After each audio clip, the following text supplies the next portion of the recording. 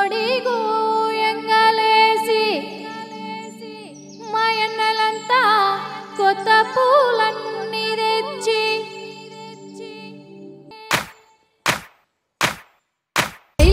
బయలెల్లే బతుకమ్మ మా బతుకమ్మ బంతి పూలతోటి రావమ్మ ఇటు రావమ్మ సేను సెలకల్లోన చెమట సుక్కల్లోన నింగి నడకల్లోన వాన సినుకుల్లోన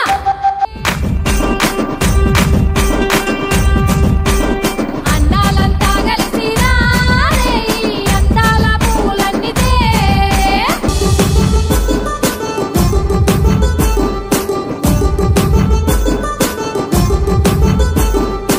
ఆడపిల్లలంతా చూడు హైలాల పొద్దున్నే లేసిండ్రు చూడు హైలాల ఉచ్చులంతా కలిసి పాడుతున్నారు పాట అన్నలంతా కలిసి ఆడుతున్నారు ఆట పిల్లలంతా చూడరే హైలాల పండుగ చేస్తున్నారే హైలాల సద్దుల బతుకమ్మని హైలాల సల్లక్క చూడు తల్లి హైలాల గజ్జల చూడు కనే పిల్లల చూడు కదం తొక్కెను నేడు తెలంగాణ ఆట కోలాట చూడు కొట్టే పోరల చూడు తల్లి ఆటలు చూడు పల్లె పాటలు చూడు బతుకమ్మ బతుకమ్మ ఉయ్యాలో ఉయ్యాలో బంగారు బతుకమ్మ ఉయ్యాలో ఉయ్యాలో ఎల్లిరా బతుకమ్మ ఉయ్యాలో ఉయ్యాలో తల్లిరా మా తల్లి ఉయ్యాలో ఉయ్యాలో